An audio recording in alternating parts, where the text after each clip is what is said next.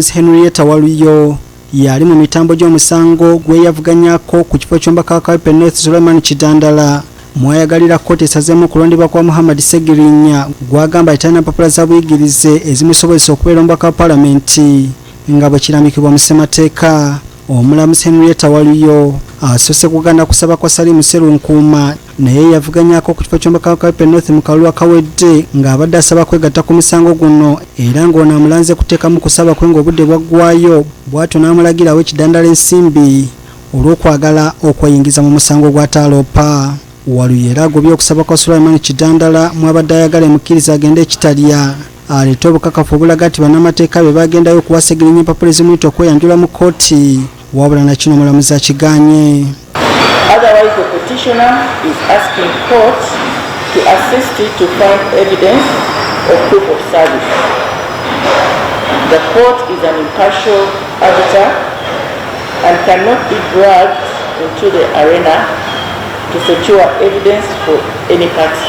Oluvannyuma munnamateeka w'akakiiko k'ebyokulonda Eric Sabiti asabye kkooti ekkiriza okusaba kwabwe egobe omusango gwa Kidandala ng'agamba nti alemererwa okutwalira Ssegirinya empapula mu kkomera ezimuyita okweyanjula mu kkooti wabula bannamateeka ba Kidandala nga bakulembeddwamu Kalibu Alaka ne Samuel Omuyizi Mulindo abasimbye Nakakongo nga bagamba nti buli kimu kyabalagira okukola bakikola ne bategeeza Ssegirinya nti alina okujja mu kkooti yeewozeeko era basabye omulamuzi akkiriza omusango gugende mu maaso n'okuwulirwa. Tutegeezezza kkooti nti etteeka lye tulaze kkooti ligamba nti kasita omuwawaabirwa kijja mu bwongo bwe n'amanya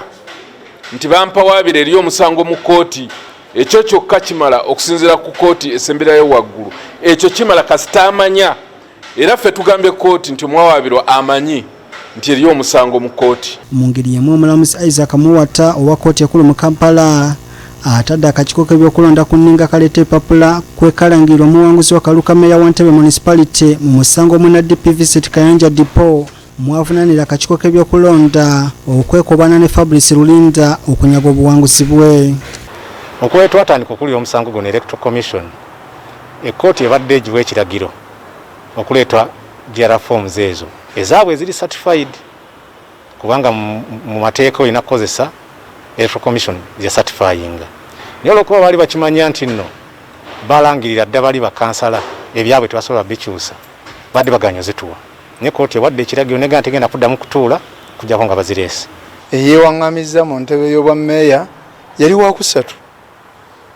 ate ekyo akyogera lunye ne bwe yabadde ne bammeeya aba Metropolitan Road Mayor bwe yamulangiridde nti okyayina obubbi bw'obululu yabagambye nti nze bannangirira saamanya gye bannangirira nange neesanga bwesanze so obuwanguzi bwange musaba ampa obuwanguzi bwange. Ku lw'okubirirwa Sabiti ejja omulamuzi Henrietta Waluyo lwagenda okusalawo ekyekomeredde oba nga kkanya n'akakiiko k'ebyokulonda okugoba omusango gwa Ssegirinya olw'obutamuwa ppapula zimuyita kweyanjula mu kkooti oba n'akkiriziganya ne Suleiman Kidandala n'alagira Ssegirinya okujja yeewozeeko mu kkooti.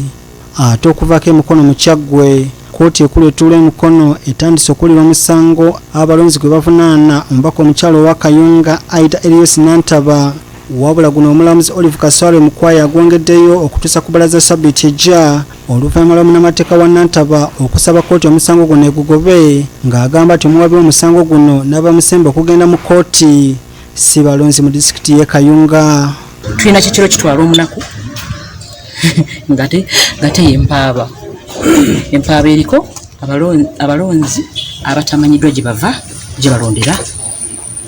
signature zaabwe zirina ebituli neyawandiika amanyi olaba nga muntu omu yatuulanga n'agawandiika